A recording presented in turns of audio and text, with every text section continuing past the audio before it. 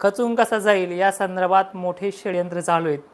असो, महाराष्ट्रामध्ये 11 ते 15 दरम्यान पाऊस होणार आहे असं जेव्हा अंदाज दिलाय आपण उन्हामध्ये 11 तारखेपासून वातावरण हे पूर्ण चेंज देखील झालंय। महाराष्ट्रामध्ये ज्या कोपऱ्यामध्ये काल वातावरण होतं त्या कोपऱ्यापर्यंत वातावरण आजही पोहोचलंय।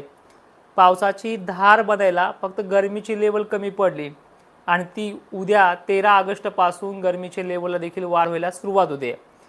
13, 14 आणि 15 ह्या 3 दिवसामध्ये महाराष्ट्रामध्ये पाऊस होईल।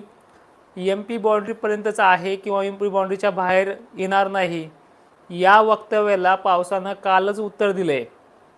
MP बाउंड्री ओलांडून छत्रपती संभाजीनगर नाशिक जिल्ह्यात एवढंच काय मंठ्यासह खालीकडे हिंगोलीपर्यंत त्यांनी मजल मारली।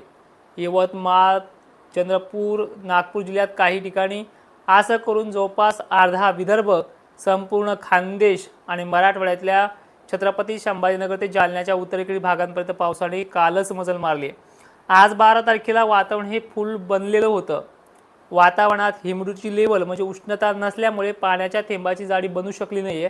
मात्र 13 ऑगस्टला ती जाडी बनणार आहे आणि येणाऱ्या 14 आणि 15ला निर्णायक दिवस असणार आहे। त्यामुळे तुम्हाला सगळ्यांना एक विनंती करेल की 15 तारीख पूर्ण होऊ द्या, 16 तारखेला आपण या गोष्टीवरती बोलूयात। तोपर्यंत एकानेही चिंता करायची नाहीये। वातावरण थोडं फाकलेलं दिसलं किंवा वातावरण जर पाऊस कमी पडत असला पण भावना अशी आहे की पाऊस न पडायला पाहिजे, भावना अशी की पाऊस पडू नये म्हणजे तोडकरला आपण कैचित घेऊ, ही वेळ येणार नाहीये। तुम्हाला मी सरळ सांगितलं की 15 तारखेपर्यंत अनेक शेतकऱ्यांना वेटिंग करावी लागणार आहे, हे अंदाज द्यायच्या अगोदरही सांगितलेले।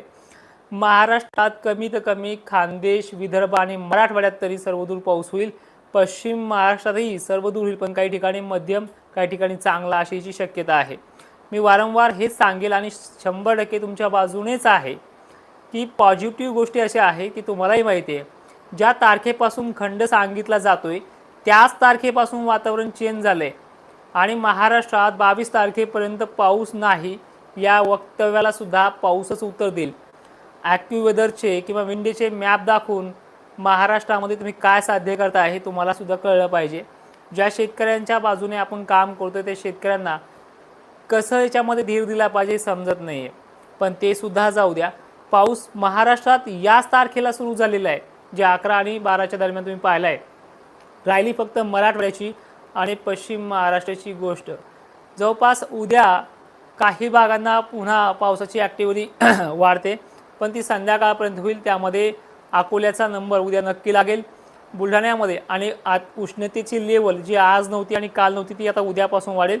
उन्हाचा चटका काही भागांमध्ये पाहायला मिळेल, त्यामुळे कमीत कमी उद्या अकोला, नागपूर, चंद्रपूर ते बुरहानपूर मागे निघालेला पट्टा, बुलढाणा जिल्हा, भोकरदन, जाफराबाद, त्यानंतर जालन्यात बऱ्याच ठिकाणी तर परभणी, नांदेडपर्यंत त्याची मजल चांगली आहे।